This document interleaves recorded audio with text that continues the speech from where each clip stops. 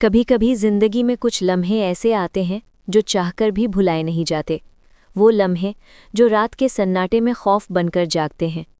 मेरे लिए वो लम्हा तब शुरू हुआ जब मैंने अपने ही घर में किसी की निगाहों में एक अजीब साया देखा। वो साया जो आमतौर पर सिर्फ बाहर की दुनिया में नजर आता है। मैं साइमा हूँ। मेरी कहानी कोई आम कहानी नहीं।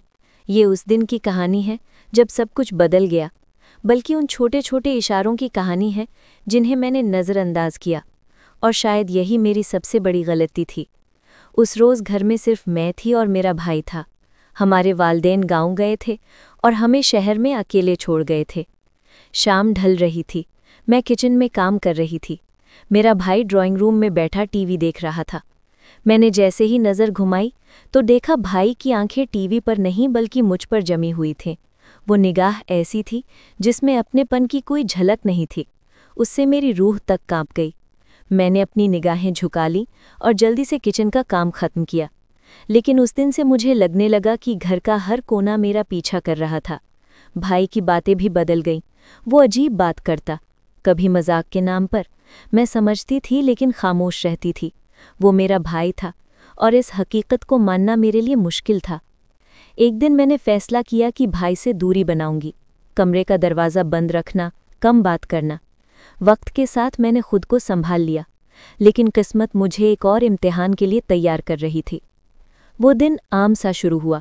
हमारे वालिदैन फिर बाहर गए हुए थे। भाई सुबह सुबह कहीं निकल गया था। घर में सिर्फ मैं थी। दोपहर के करीब दरवाजे पर दस्तक हुई। मैंने दरवाज़ा खोला तो सामने भाई का दोस्त यासिर खड़ा था।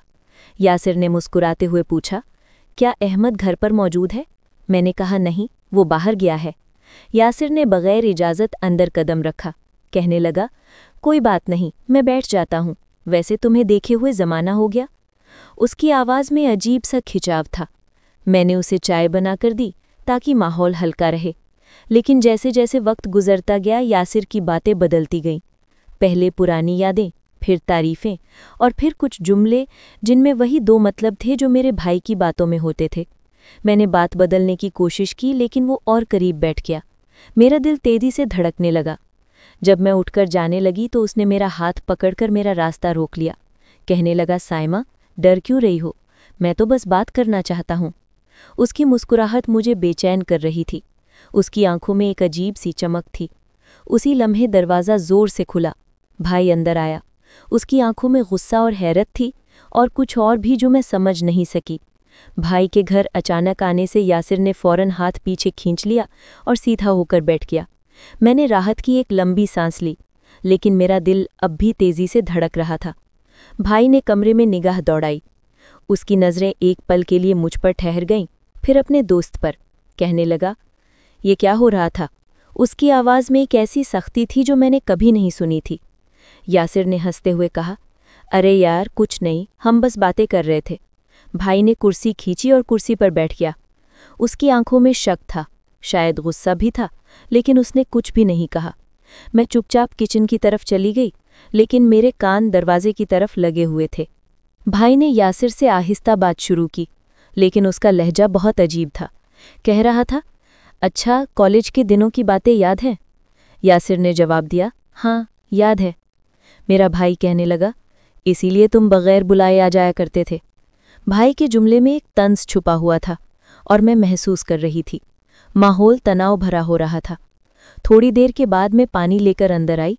यासिर ने पानी लिया, लेकिन उसकी नज़रें अब भी अजीब थीं, जैसे वो हार मानने को तैयार नहीं था। भाई खामोशी से उसे देख रहा था और मैं दोनों के दरमियान एक खामोश तमाशाई बन गई। फिर अचानक भाई ने कहा, यासिर, शाम हो रही है, तुम्हें जाना चाहिए। उसके अल्फाज साफ थे लेकिन लहजा एक साफ इशारा दे रहा था। यासिर ने एक लंबी नज़र मुझ पर डाली, फिर हंसकर खड़ा हुआ। कहने लगा, ठीक है, चलते हैं। दरवाज़ा बंद होते ही भाई मेरी तरफ मुड़ा। कहने लगा, सच बताऊं, वो यहाँ क्या कर रहा था? मैंने अपनी नज़रें झुका ली। मैंने कहा, भाई, वो बस पूछने आया था कि आप कहाँ हैं। भाई कुछ देर खामोश रहा, फिर कहने लगा, साइमा, कुछ लोग दोस्त बनकर घर आते हैं, लेकिन उनकी नीयत कहीं और होती है। उसकी बात में एक अजीब सा बोझ था। मेरे दिल में कई सवाल थे, लेकिन मैं खामोश रही। शायद इसलिए क्योंकि मुझे लगता था भाई की अपनी नीयत भी हमेशा साफ नहीं रही। रात का खाना खामोशी में गुजर गया। भाई कभी कभार मुझे देखता, जैसे कुछ कहना चाहता हो लेकिन कह नहीं पाता। मैं सोचती रही अगर भाई वक्त पर नहीं आता तो क्या होता, लेकिन ये वाकया यहाँ ख़त्म नहीं हुआ। अगले दिन जब भाई ऑफिस चला गया, मुझे एक मैसेज आया। नाम देखकर मेरा दिल धड़क उठा। यासिर ने लिखा, कल की बात किसी को न बताना, वरना तुम्हारे लिए अच्छा नहीं होगा। मेरी उंगलियां मोबाइल पर जम गई। उस धमकी में एक अजीब सा राज छुपा हुआ था। मैंने मैसेज बार बार पढ़ा। वो अल्फाज मेरे दिल में उतर गए। कल की बात किसी को न बताना, वरना तुम्हारे लिए अच्छा नहीं होगा। मेरे जहन में सवाल उठ रहे थे, वो मुझे धमकी क्यों दे रहा है? क्या उसके पास कोई ऐसी चीज़ है जो मेरे खिलाफ इस्तेमाल हो सकती है? मैंने जवाब लिखना शुरू किया। तुम्हारी हिम्मत कैसे हुई? लेकिन भेजने से पहले मैसेज डिलीट कर दिया। कभी कभी खामोशी ही सबसे बड़ा जवाब होती है। लेकिन उस खामोशी का बोझ बहुत भारी था। उस दिन भाई देर से घर वापस आया। उसकी आंखें बहुत थकी हुई लग रही थीं और उनमें एक परेशानी भी झलक रही थी। मैंने चाहा कि उससे बात करूं, लेकिन यासिर का नाम लेते ही शायद वो गुस्से में आ जाए। रात के खाने के दौरान भाई ने अचानक पूछा, साइमा, दिन में कोई आया था? मेरा दिल जोर से धड़का, लेकिन मैंने संभल कर कहा, नहीं, क्यों? भाई ने बस सिर हिलाया, कहने लगा, बस ऐसे ही। मुझे यकीन था कि भाई को कोई शक हो चुका था। अगले 2 दिन तक यासिर का कोई मैसेज नहीं आया। मैंने सुकून की सांस ली, लेकिन ये सुकून ज्यादा देर नहीं था। तीसरे दिन सुबह दरवाजे के नीचे से एक लिफाफा सरकाया गया।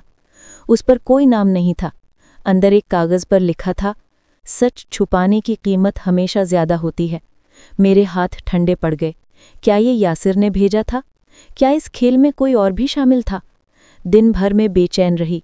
शाम को जब भाई घर वापस आया, मैंने फैसला किया कि उसे सब बता दूंगी। लेकिन जैसे ही मैंने मुंह खोला, उसका फ़ोन बजने लगा। स्क्रीन पर यासिर का नाम था। भाई का चेहरा देखकर मेरा दिल बैठ गया। उसने कॉल ली और कमरे से बाहर चला गया।